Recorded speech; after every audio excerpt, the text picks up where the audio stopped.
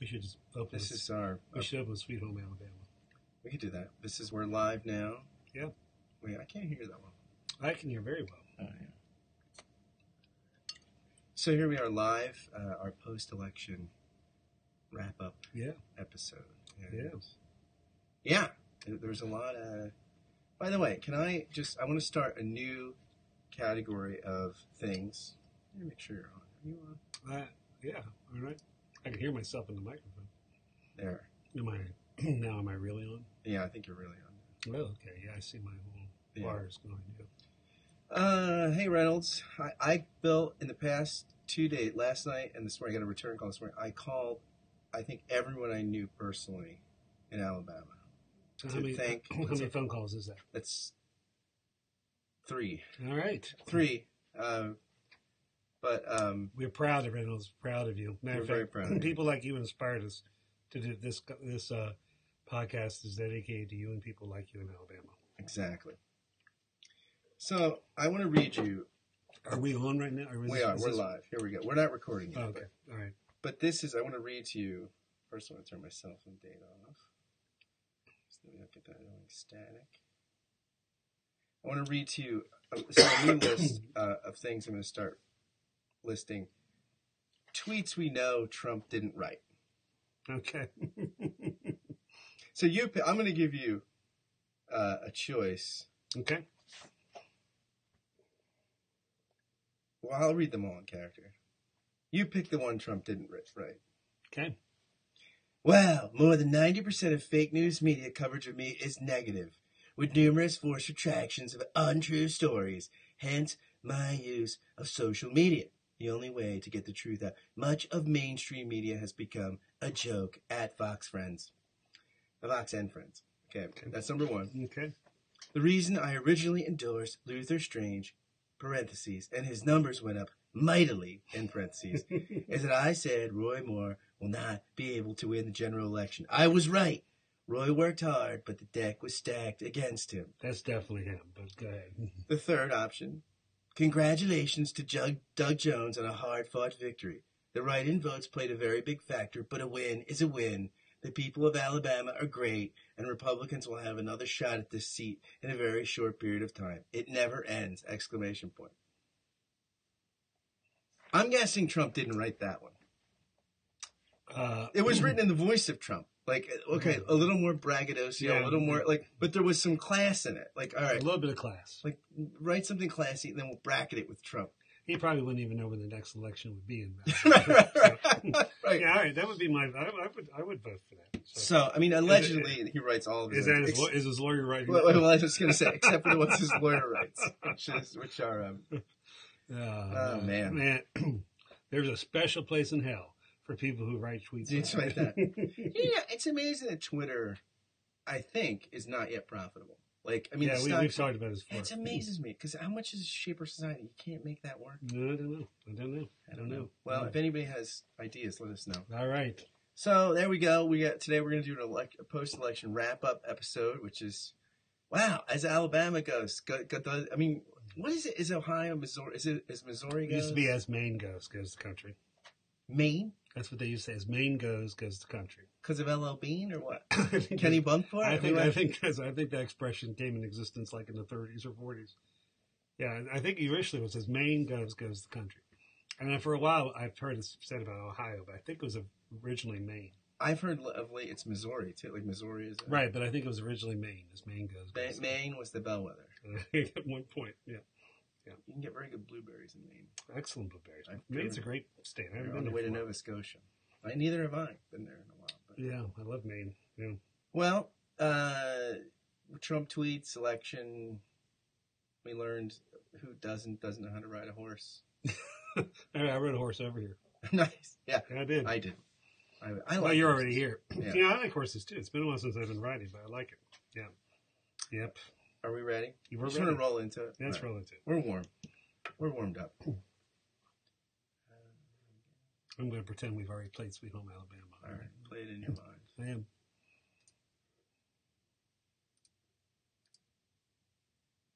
Welcome back to New Persuasive Words. I'm Scott Jones. Turn it up. I'm Bill Bohr. Wild Bill Bohr. That's right. Bill, you should have on your vest and your cowboy hat. You know, I've heard it. I think I told you this on the phone. The father of the person who runs our daycare at church, is involved in this thing. I think I'm going to go and start it. It's a bunch of old guys, which are older than me, but there's no good time to wait, so I should start. But at any rate, they dress up like cowboys and didn't do gun tricks, and like have target shooting and draw and things like that. I'm so into that. If you do that, this is gonna become a solo podcast. That and Dancing with the Stars. No, I'm not gonna Dance with the Stars. Well, I mean, I would be on Dancing with the Stars. All right, well, if you do Dance with the Stars, Because the thing I is, could go hang out with old cowboys. Because I'm not a star. It's an upgrade. For most people, it's a downgrade. But for me, it would be an upgrade. By the way, and Scott recently threw my name out there as a potential senatorial candidate. And I would just enjoy spending 12 months touring the state of Pennsylvania making fun of Pat Toomey. That would give me great joy to do that. We don't really have... I mean, neither of our senators is really, I would say, a lion of the Senate. I like Casey. Casey's a nice guy, but he's not guy. really... No, he's not a mover and a shaker. No, I mean, he's his father was I think an amazing man. Oh yeah, yeah, but he's a good man. Yeah, no, I like Casey. Yeah, but better than our junior senator, who was not worth a lot. No, well, he's worth a lot financially. Financially, yes. Yes, and with this tax cut, he's going to be worth even more that he helped write. So good for you. Oh, he also wrote helped write the wonderful health bill that the Senate that was going to take health care from lots of people. So he's just an all around beautiful soul. I think I don't know. I think I might get a. I looked at all these charts to see what my tax break is going to be, and I don't think it's going to be. I don't think it was aimed at us, but anyway, trickle down economics. So you drink a Coors Light, then something trickles down later. No, trickle down. Coors Light. Why even bother? So Brother Jeff put something on his Facebook. What's the real definition of faith? I said supply side economics. It requires belief in something miraculously absurd. I actually wrote on Brother Jeff's Facebook page the other day. Did anybody respond? He did. And I went back. You get a lot of action when you post. I don't get as much as you. That's because I say bizarre. You're controversial. A little bit. You're a provocateur. A provocateur. So today we're going to talk a little bit about the recent election in Alabama, where 100,000 people turned out. Right? It's 50. That was the vote tally. 50,000 to 50. I thought it was more. Was it more than that? It was more than that. Let me look. I'm looking. I thought it was like 50-some thousand to 50-some thousand. Maybe. No, I think it's a lot more than that. All right. Final totals. No, because he final election. Yeah, oh yeah, 500,000. 500,000. Yeah, I mean, sorry, 500. Over a million people voted. Yeah, over a million. Sorry, 500. So we're talking 500. A million people sorted by. I voted 4 times. So final election tallies. Alabama. So this is 500 some thousand, or 600. Sorry, 1,200. 1.2 million. Doug Jones got 671,151 votes. Roy Moore got 650,436. So, and 22,819 write-ins. That's a lot of write-ins. Well, there was a lot of people who did not. Yeah, I mean, there are people who never are going to press D in Alabama. Who could never vote for a Democrat. Do you think you could win a local election if you should put a year into it, like really put in lots of hustle, elbow grease, and just said, "Write me in."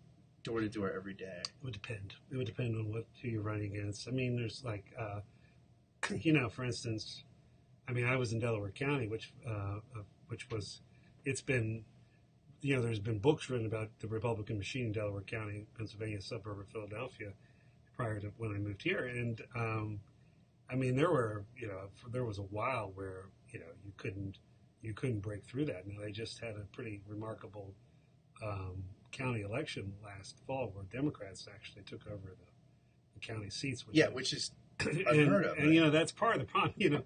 We tend to be less interested in local elections, but so much gets dictated by what those local government. Well, this is why, the Republicans have a pretty solid control of national government, but don't. When you do the demographics of the polling, they're not a majority, and lose popular votes even in presidential events, but they control redistricting, and they control the district drawing and things like that, gerrymandering, all these things. So Bill, there's many, many, many takes we could have on this election. Well, first of all, again, and we probably have engaged in some of this, and certainly in social media and in the national discussions, a lot of talk about how the evangelicals were supporting more, and we've had colleagues who have said this is the end of Christianity, all kinds of things on Facebook, but the truth of the matter is that most likely it was Christians who helped Jones win the election. Right. I mean, it's interesting. I was thinking about this. I was going to ask you historically for a parallel, because you had two groups of conservative Christians. Yes. It's really interesting. The CNN religion editor, whose name escapes me, but I think I put this in my queue here. His name is Daniel Burke. Mm-hmm. He was saying that 8 in 10 white evangelicals cast their vote for Roy Moore, which is about the same as did for Donald Trump in the 2016 recent election. But he said, overwhelmingly, I mean, I think Doug Jones got 95% of the black vote. He says that according to Pew Research Center, nearly 15% of black Americans are themselves evangelicals, though a majority, 53%, attend historically black Protestant denominations. So you have, they self-identify as evangelical even if their denominations don't. And more than 80% say they believe in God and attend church at least once or twice a month. And 3 in 4 say religion is very important, which makes them one of the most devoutly religious groups. And also, African Americans are also more likely than white Christians to blend religion and politics in church, according to a Pew study last year. Nearly 60% said clergy at their house of worship had encouraged the congregation to vote in the general election for president, and half said the same about the presidential primaries. That's a higher percentage than any other group, including white evangelicals. Where African American churchgoers differ, though, is in the political issues they're likely to talk about in church. White evangelicals were more likely to discuss religious liberty, abortion, and homosexuality. Black churches, too, talked about homosexuality. 39% told Pew that they had heard clergy mention the issue, but they were also far more likely to talk about economic inequality and environmental issues. Well, first of all, historically, the church was one place where African Americans had some autonomy and could talk about such things. Yeah. So the fact is that it's changed, but still houses of worship, both Christian and Muslim, are the centers in a lot of the African American community, whether it be urban or rural. And so there's a sense where, it's been a matter of survival for the African American community and the religious community to organize around that. The other thing I think is important, I've taught over the years, probably over half of my students I've taught, whether at Palmer or now at New Brunswick, are African American or Africans or from South America or whatever. And the vast majority of those folks are what we would say in terms of doctrinal issues more conservative. They would be people who would talk like evangelicals around personal salvation, the need to live a Christian life, things like prayer. Matter of fact, in terms of, and a lot of times the vitality of their spiritual lives are much more dynamic than your average white evangelical, in part because, there's a sense where, I grew up. Let's shorthand define evangelical real fast. All right, you go first. Alistair McGrath in his book about evangelicalism. I don't know why I'm citing McGrath as authority, but why not? It comes to this as good as anybody. First one came to your mind? I remember a couple things are like believing that everybody needs Jesus. Like Jesus is a universal truth, right. And the call to evangelize, to personally invite others to faith in Jesus. A very high view of the Bible as the final authority for faith in life. A view that faith has to be personal. Like you can't, you could be baptized as an infant and still be an evangelical, right? But you have to. It somehow there has to be a personal owning of your commitment, connection to Jesus. It used to be called a heart faith. Heart faith. Yeah. No, I think that's Scripture, centrality of the Bible, personal relationship with Christ, a heartfelt faith, and I think often the call to some kind of Christian living. Right. Yeah. And this is, in some sense, this is where you could say evangelicalism is a kind of ecumenical movement, in that it brings together people.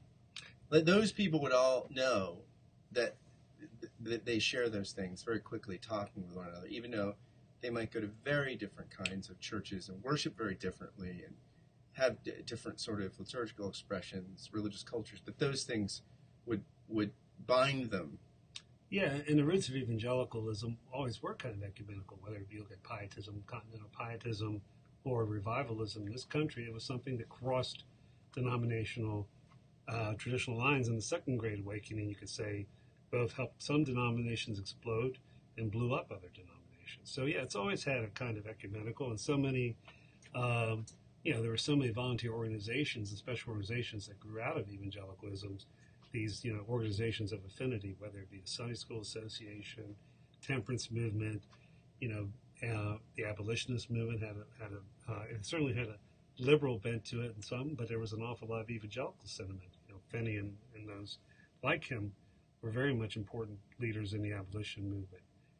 So the fact is, and actually up until the 1920s or 19 teens, when we got into the fundamentalist modernist debate, you would not be able to see a whole lot of difference between the social conscience of someone who would be an evangelical or someone who would be more in a more liberal progressive group. I mean, if you went to the worst urban areas in the late 19th century, you might see a social gospel movement on one corner and a gospel light temple somewhere else. I mean, in other words, the call to be concerned with the poor and the oppressed was something that was shared equally by evangelicals, Salvation Army, all those gospel missions, as well as people that eventually became known as the social gospel. So, in around all those things, so in many ways, when African American people with evangelical convictions are talking about social justice, it's not only something they're being true to their own community, but they're actually closer to a lot of the evangelical tradition, whether we're talking about Jonathan Edwards or John Wesley, than many of the folks who use their evangelicalism to reaffirm a kind of cultural conservatism that doesn't engage itself with issues of justice and such.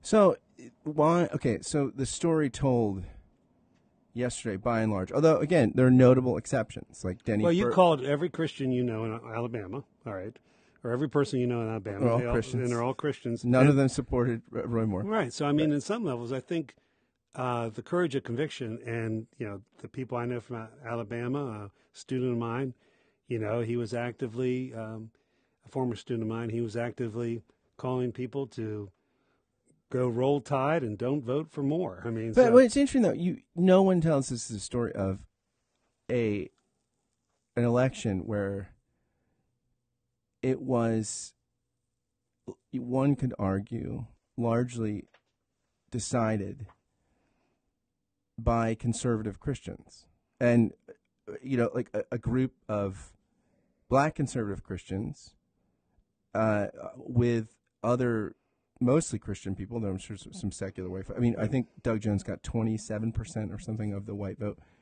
a lot of which were female. So you have like a group of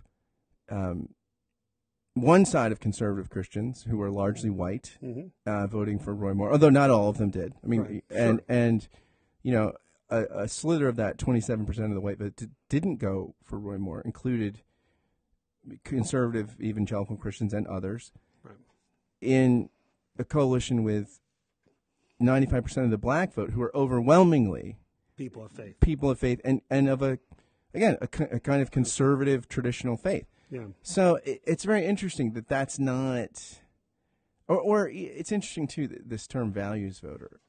Who the hell is not a values voter? Right. Everyone has values. Just right. what kind of, I feel like when they call values voters people that go to the polls to vote around issues of abortion or definition of marriage or things like that. But I mean, everyone's a values voter. Yeah, right? no, I mean, my opposition to the tax plan is a values opposition. It's not about my own personal page or my own personal check. It's more about the kind of things that are going to have to be done to cut, the failure to support the common good. So, yeah, I'm right. I think most people. Well, again, I don't know what it would have to take for it to not become a values issue for me. But I'm not in the right bracket for that. But I'm just thinking, what would it be? Well, for the $800, it's not worth it. Which I'm allegedly going to get. I don't think I'm going to really get that. But that's what I'm promised. I think the things, and it may be an extra $800. But again, okay, now the demographic you just described points to a particular problem in a large segment of the white evangelical community. I mean, the fact is, it wasn't. You can still say that there were a majority of white evangelicals who supported Roy Moore, but again, I think that commentators of all different political ink we're talking about this kind of, from the outside it looks different. There is a kind of, try to understanding Alabama in its own context is something that, we certainly would want that to be done for all of us, and so we have to understand that there's a whole dimension of this that is probably something that only makes sense for people in Alabama. Having said that, Moore was a remarkably not a particularly strong or popular candidate for the Republican Party. Yet he won. He won. So, I mean, it's kind of like we were critical of what the Democrats gave us. I think going back to Toomey, I think of all the people who ran to run against Toomey, we end up we chose the weakest one in the primary, and she only lost by 40,000 votes. I don't remember. And I think, it didn't take, we were not Hillary Clinton supporters, and we think the Democratic Party is partially, significantly responsible. Are you speaking for me? We did talk. I authorize you. I'm just making sure. Yeah. Right. I gave you access to my Facebook page. I did. So no, but I'm saying a little bit of the Democratic Party has to own the fact of the kind of campaign it ran in 2016, and also the candidate it ultimately put up. So I think that the weakness of the candidate is a part of the, I guess, culture in Alabama as well at this current state. But at any rate, I think. Although it's interesting, like Doug Jones. So the political gods just line up sometimes, because Doug Jones almost lost that primary to Robert Kennedy, who no one heard of. And he made a lot of mistakes. I mean, you don't start out a campaign in Alabama by going to MSNBC and supporting late-term abortion. I mean, he's honest. Yeah, well, I know, but that's, and I think that's, you and I maybe I think that's a morally problematic position. And I think if the Democratic Party could be just a little more, could be a little more flexibility for some of us who have pro-life sympathies. It's one of the reasons, the Democratic Party used to be the party of progressive Catholics. It's hard to do that sometimes with some of the extreme positions they take. So, and also, I want to just point something. I have many, many thoughts, and this might be a long episode, longer than I thought, but I want to say, too, that in the exit polls, it looks like, let me see here. Can I be a political pundit? And one of the things we know about exit polls is they're always wrong. Yeah. Although, if you look at the exit polls yesterday, when I looked at them at 5 o'clock, it pointed to a pretty close race, yeah, and it shook out. I mean, it did. I mean, people were actually honest. Yeah. But so, of Alabama Senate voters, with regards to the allegations of sexual misconduct against Moore, only 13% thought they were 4% thought they were definitely true and voted for him anyway. 9% thought they were probably true. 54% said probably false, and 28% said definitely false. So here you have, I mean, the vast majority of people that turned out at least told themselves, right, that these allegations were false. Now, we could say that this is a fake news issue or a self-sorting issue, kind of, that we all self-select the news sources we take seriously and ones we look at less credibly. So at least, 13% were honest about thinking they were probably true and voted anyway. And this is kind of, as you told me, it's the Purdue argument, right? That it takes a tough man to make a tender chicken. Right.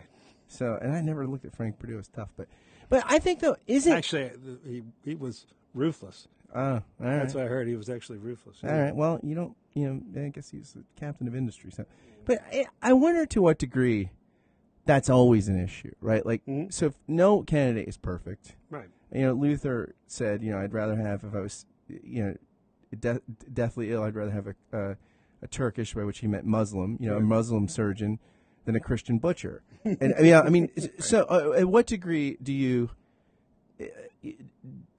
Is this inevitable? That if you're voting on certain sense of ideals and principles, that the messenger, to what degree how much lack of congruity between messenger and message bends, and then how much breaks? So I mean, these are, and apparently, at least most of the people in the exit poll, for 13% of the people, that was a problem. Like, okay, I'm voting for him, but because of the message, even though there's, I think, probably a tragically, criminally flawed messenger. But for the vast majority, the other 87% of people that voted for him, they did not see it that way. And by the way, in the early 16th century, you would have rather had a Turkish surgeon over a Christian surgeon. Yeah. Period. What about China?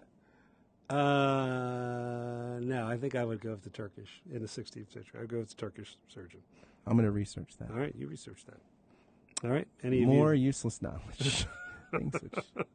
By the way, if any of my students are, I'm so tired. No, that's not going to be on the final. Good. Never say that. So tired of answering. It's when they tune out. It's all on the final. I'm so tired of answering those questions. Anyway. So, I mean, if you look at the Democrats, it's 53% thought it was definitely true, the allegations. 36% probably true, and you had 5%. 2% probably false. 3% definitely false. So 95% of the people that voted against Moore thought the allegations were likely true. I still think it's problematic that it took those. The allegations are awful, but the man who openly defied the Constitution twice and had to be removed from office by Republican judges. By Republican judges, who was going to have to stand and make a pledge to uphold the Constitution in order to be seated as a senator. I don't get that. I just don't get that. I don't get it either. Yeah. But and also, and he can't ride a horse. He doesn't know how to ride a horse. Homosexuality, criminal. Yeah, he doesn't know. Yeah, many. He's against all the amendments after the 10th, and the man who didn't openly campaign the last week of the election. Who does that? But this is another thing. This might be an hour-long podcast, but that's the other thing. This is something they were talking about on the 538 podcast. I think it's interesting. Like, to what degree you have like people like Muhammad Ali, right? Completely unconventional champion, right? Like, okay, wow, okay, the way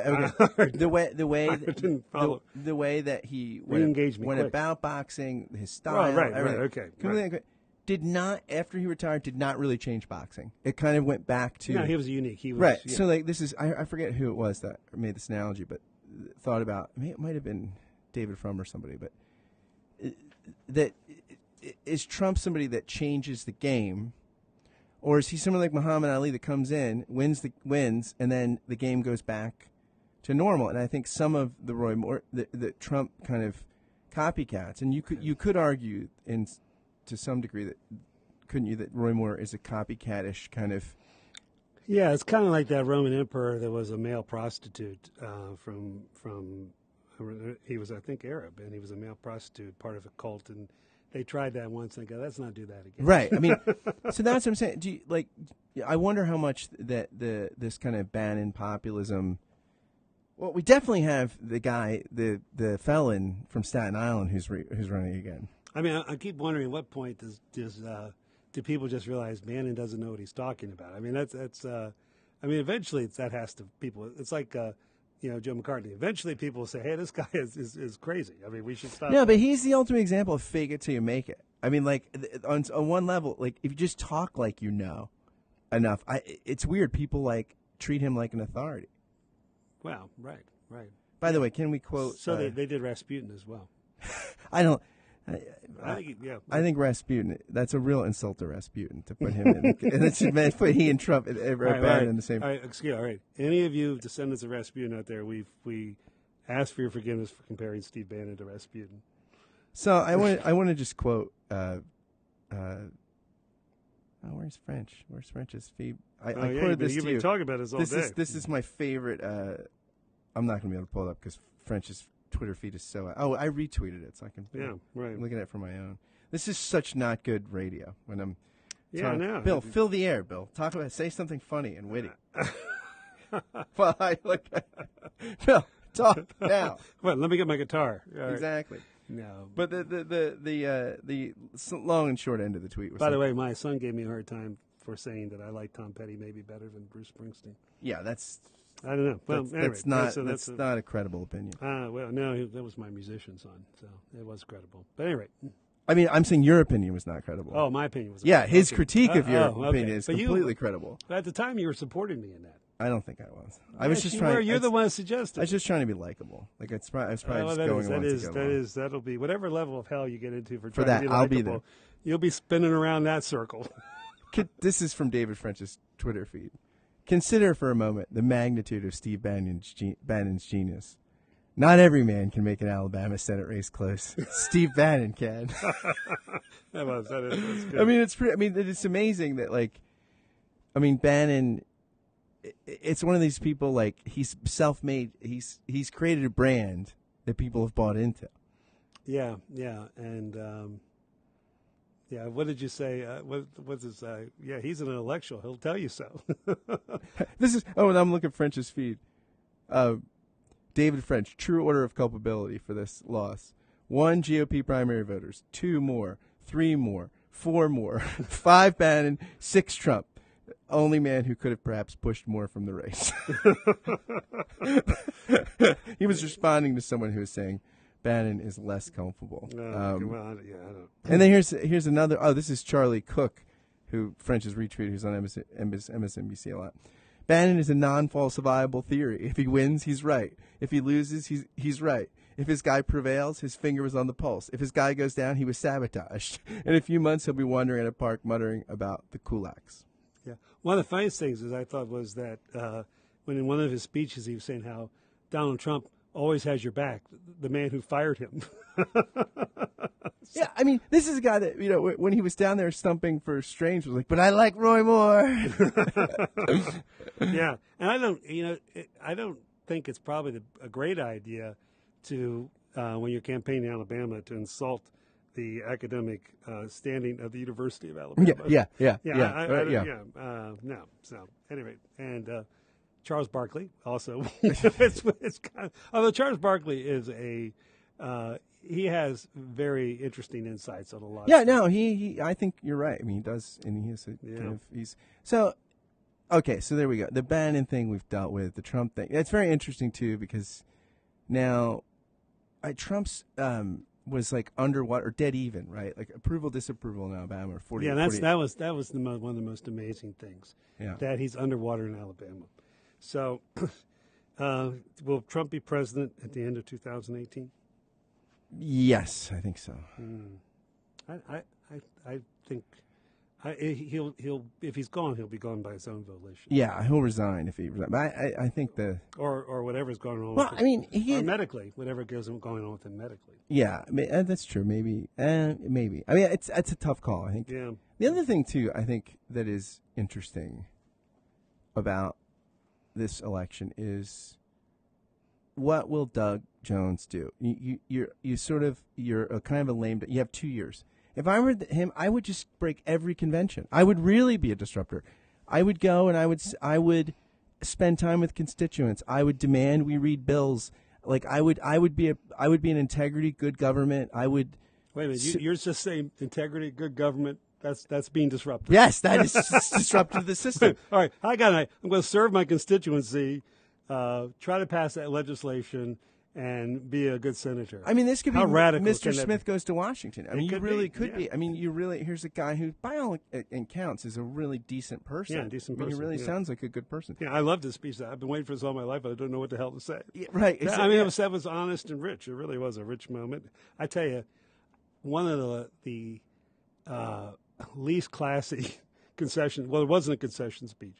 What did you listen to? What Moore said when he got up? It was awful. No, I didn't see It what was Moore said. awful. It was awful. What did he say? I mean, he got up there and said, "We're going to check out and see if this really happened," and it was just mumbled. And I think he was in shock. And he's also, it wasn't gracious. We'll just say that they were going to check out with the Secretary of State to see if maybe there was something done wrong. Well, grace doesn't come to mind when I think of word association, Rorschach-ish, Roy Moore. No, and actually, that may be the most fundamentally flawed part about his Christianity. I mean, Christians can disagree about a lot of different things, and we have forever, and we always will. And you could say this again. You could say this election was largely a dispute among Christians as to what public life would be like. I mean, yeah, there was certainly the vast majority of people that voted, were Christians. Yeah, and so the question is do you see gracious life and language and activity and ideas in a person? I mean, again, I think the fact that people make mistakes are flawed, have wrong ideas, change. I mean, it's all of us have had ideas that we have changed our minds about. Okay. But, the one level, if he's a person of integrity and he's taken stands that are against, he thinks the Constitution is wrong, okay, which as a Christian, I think you have a moral obligation to oppose a government you think is wrong. But then don't keep running for something you don't believe in. That's where the integrity problem is. And I think, and then don't start a charity and take a huge salary and never do anything, which he also did. So, I mean, he's not the only person that does that, i.e., the Trump Foundation. I would love to do that. How do I do that? All right. Well, call Moore. He's got some time. Sarah Palin kind of. I mean, she took her super PAC, right, and just created. There's a matter of fact, lots of people doing it. That's another interesting thing. Well, call Bill and Hillary. Ask them how they did. What happened to Sarah Palin? Don't ask. I'm just don't find her. Don't go find her. But she was for a while. She was somebody that reliably could come in, especially in primaries and stuff. And I mean, you don't really. Maybe she ran out of money. I don't know. But that's okay. We leave her. Yeah, I mean, she was a big Trump person. She disappeared. I thought she's going to get a job in the cabinet. Yeah. Yeah, I thought that she was a ringer for that. But, yeah, but anyway. So, no, but I think getting back to it, there's a sense where, I mean, all right, let's say, Christians disagree about all issues across the spectrum, okay? But what is the fruit of somebody in public life that as a Christian we need to look for? And I think that there's grace there. Somehow there's grace givingness. Yeah. That whatever your convictions are always held with a kind of humility. You know what George W. Bush said in a recent dialogue with Bill Clinton? He said, you beat my dad graciously. Like you weren't arrogant in victory. And he talked to him all the time. Yeah, I mean, that's why they became, he said that made space for a real friendship. Well, yeah, I think maybe, psychologically, Bill Clinton's always been looking for a father. Well, that's, somebody in an interview said, what's the first thing that comes to your mind when you hear Hillary Clinton? He said, my sister-in-law. But I do think that's, do we see grace? Do we see humility? Do we, one of the things and again, it was just a snippet, but it was heartbreaking. And it almost was wrong to have the man on the camera, but this guy, middle-aged guy, was talking about why he was against Moore, and he said because of his stand, and he was not an articulate or sophisticated. The guy who said he was saying like he used the word prevert, but he meant pervert. Yeah, but his daughter killed herself. Had been a lesbian. He basically said, I feel like I was partially responsible. Yeah. And I don't know, as a Christian, regardless of what your position is on that issue, the fact is that's real. I mean, the suicide rate among gay, lesbian, trans folks is so high, and I don't know how, as a Christian, again, and I can understand why Christians disagree on this issue. I grew up with that kind of approach to the Bible, but how do you not have compassion when you see that kind of thing? I mean, that's in terms of, I mean, it's again, Jesus seemed to reserve his anger for either one, the disciples when they were messing up, or two, the religious. By the way, just key, pro tip. If you're at a church where they're preaching a sermon where the disciples don't get it, and the pastor identifies with Jesus and not the disciples. New church. Yeah. Jim, the biblical scholar Jim Edwards one time said, if you're listening to Gospels and identify with Jesus, you've identified with the wrong person. Yes, yes, I agree. I can. So no, I think there's a sense where, and I think that might not be a bad. I mean, I can think of, politicians on both sides of the aisle, who in my over the years have demonstrated that, who may not agree, Right, yeah. but who kind of have a compassion and a graciousness and a humility. Again, you have to have an ego to run for office. You have to have an ego to do anything in the public life or to do anything in art. Or on one level, if you're a master carpenter, you better be pretty confident about that. But I do think there's a sense where when it comes to forbearance to other people, and we kind of alluded to this, I think we have to be careful as Christians with our rhetoric. I talked about the trial of Meister Eckhart last night. And by the way, on the what medieval theologian are you? I came up as Meister Eckhart. Did you really? Yeah, which shocked me. Like, well, that's great. I mean, not that I'm not an admirer, but I just thought that's fun. That's interesting. I thought that said more about the tests and adequacy than me and Meister. Yeah, it could be. But any rate, and I think we've used this quote before. He said, "I can be in error, but I cannot be a heretic, because the former is a sin of the intellect, but the latter is a sin of the will." In other words, so I do think we have to be careful. We can criticize people's ideas, okay, and I think it's okay to often do, and frequently. It's one of my favorite recreational activities. But we have to be careful. It's one thing to say that's not a Christian idea, or you can say that's an anti-Christ idea.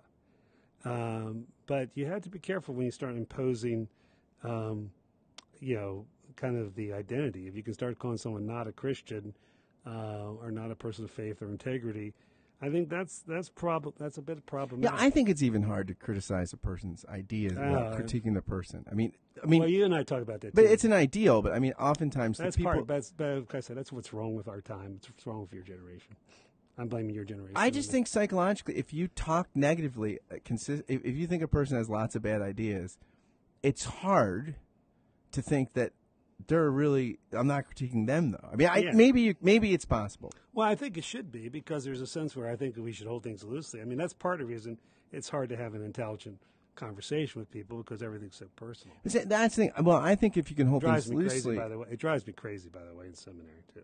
Well, all right. But I think you're probably right. I mean, I think that part of the thing is the people that tend to critique ideas most, right, are people that hold them the least loosely. Like if you're somebody that's constantly critiquing ideas, you're somebody who really cares about ideas, and you probably get more worked up when you critique them. And so I think it's funny that the people that actually could probably do it best are people that are least passionate about the ideas. Right. No, I think there's a sense where, I mean, it's funny. You and I have talked. I mean, when it comes to where you and I are theologically, it's hard to say in a lot of ways, but we tend to take a middle ground on a lot of stuff. And I mean, I take whatever path is least convicting. No, it's not true. That's No, it's probably not true. You have strong convictions. I have some convictions. You have strong things. convictions. Well, I'm just saying though, but I think maybe that's the person who takes it personal when you criticize their ideas. That's, I think, their problem. Yeah, but I'm just skeptical that because we're complex, fallen, messy people, I'm skeptical that we can. I think it's an ideal that we ought to strive for, but I just think we're always the people that disagree with us often become not just opponents politically, but enemies. They often become. I mean, it's just hard to fight that drift. I mean, I think. Well, it is, but I'm not your enemy. But you put an idea out there in the public sphere. Now, again, I'm not talking about little Aunt Betty sitting in a Bible study at the corner of your room, and they say something wrong, and you just turn the full heat upon them.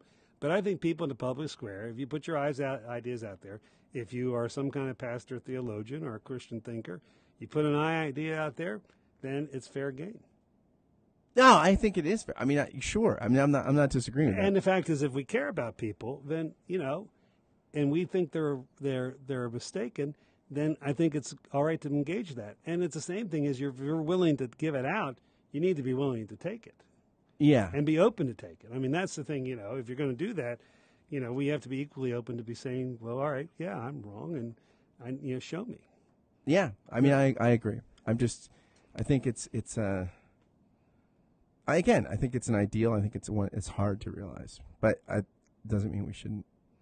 All right, why don't we experiment? That's called Fitch Up and just. I love Fitch. Let's just do experiment. We Yeah, we could type some sort of meter on him, exactly, and start attacking his ideas and measure his blood pressure. I have a soft Jeff, spot. would you wire exactly? If Jeff's watching, Jeff, would you go wire your colleague up? We have an experiment. This is science, man, and we want a grant. This is my other thought about the election. So Steve Bannon today, of course, was. We're going to need a brain sample. Bannon was saying he's kind of as a backhanded. Well, he was saying he was giving credit to the Democrats for doing a turnout project, and so basically, though, it was a thinly veiled backhanded slap at the GOP. You guys didn't turn out the. It's never Bannon's fault. No, right? It really was. All you voter repressors out there, you didn't do a good enough job. Yeah, but so I think about this though. That this is one of the things. So I was thinking about the whole Doug Jones thing, and you could be a different kind of senator. Are you guys related? I don't think so. Okay, who knows? That you could be a different kind of senator. I wonder why. You think about people that are incredibly innovative today, and we live in an innovative age in America. In certain areas. Yeah, in certain areas. And America has an innovative economy. I mean, different than, say, Germany, which still has a decent manufacturing. I mean, we have a kind of entrepreneurial, innovative economy. It's interesting that it seldom touches our politics, where even like Trump, where he didn't spend as much money, he kind of cashed in on free media. But I feel like that was an innovation. Right. But I don't know if it's replicable. Right. Yeah. I mean, I don't know if it's replicable, and it's just kind of his personality. He was just good at free media. But I wonder, why. So you think about, it's sort of fixed and determined now, almost. And there's probably some truth to this prediction, right? That in 2 years, this seat will be probably taken by a Republican. Yeah. I mean, Doug Jones will probably run for re-election, I think, and he'll probably lose. Unless he has an opportunity to overperform, but sure, yeah. Yeah, but, it's interesting. Why, our demographics destiny all the time, and couldn't, you think like a dead heat, right? 10 people in a room, it's a dead heat. You change one mind, it's a landslide. 6 to 4 is, that kind of thing. I wonder why we don't have people in politics that aren't more creative, that aren't more. I mean, why don't? I don't think that's a skill set. First of all, I don't think it's a temperament that does well in the kind of to govern, to get to the point where you can govern. I think creative people don't have a lot of patience for all the grunt work you have to do to get elected. To get elected is just a lot of grunt work. But I think, though, even getting elected is a space for creativity, like media, organizing. Why wouldn't you just put all your money into constituent services for a couple of years and just get to know every single one of your really figure out how you can make their lives better? You're thinking what drives a creative person is the same thing that drives a person who wants power or a person who wants to serve the public. I think creative people, occasionally you get them, but I think that I just don't. I think it's a skill set and a mindset that governing is not that conducive for. And you could almost say that even the very nature of the whole thing, and take out the cynicism and all the other stuff. I mean, what would we have left? The very nature of governing is compromise. Yeah, it's slow, it's deliberative.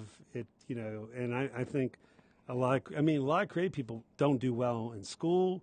They don't color in the lines very well. They often are the ones who are fighting with their bosses. So I just think I'm not saying there haven't been creative, innovative people over the years who have ended up in government. It's just not. It's just not the function. I mean, for I mean, how often are creative people frustrated in ministry, for instance? Because so much of your creativity has to be you have to get consensus. You have different people who have different needs, and one of the reasons I usually even still helped out with the youth group stuff even as a senior pastor, because I got to do creative stuff, because that's a lot of leading, governing, managing, administrative work is just work, and it takes a different kind of skill set. So I and I don't know, it'd be nice to have some new ideas out there, and even historically, new ideas almost always happen somewhere else, and somehow got taken into governing by different ways. So maybe it's okay. We need thought leaders somewhere, but maybe you're never going to get them. You're rarely going to get them in government. You ever see the movie Dave? Yes. Mm-hmm. Where he plays the double for the president. He plays and he becomes president. Yeah, Kevin Kline. Right? Yeah, Kevin Kline. Yeah, if you want this program, you're gonna have to find the money. Find it in the budget, and he gets the whole cabinet. Okay, do we need? He goes through the whole budget. Do we need this? Well, I guess not. And I mean that. If I were Doug Jones, I would become the new lion of the Senate if I were him. Yeah. Or he could. I mean, he's got 2 years where he could what does he have to lose? I hope it goes better for him than the last line of the Senate. That's true. I mean, but what I mean. Rest in peace. What does he have to lose? I mean, no. I think he's a public service kind of guy with a conscience, and I think he will. I wouldn't be surprised if he's who he seems to be. It wouldn't surprise me. But I guess finally, one of the things where our motivation was, and we started with this, we want to end with this. I mean, we want to thank people in Alabama who I'm sure that has been a difficult month there, and we want to thank the people who had convictions and voted against someone who would be a bad senator, regardless of what he's done wrong. He would have been bad for this country, and you put in someone who I think has potential to be a higher quality, a fundamentally decent, better human being than many who are there now. So, and I also, again, it was people working out of their Christian convictions who helped elect Senator Jones. I mean, I think that again, that's the untold story. That yep. This was not the sort of the left versus the values.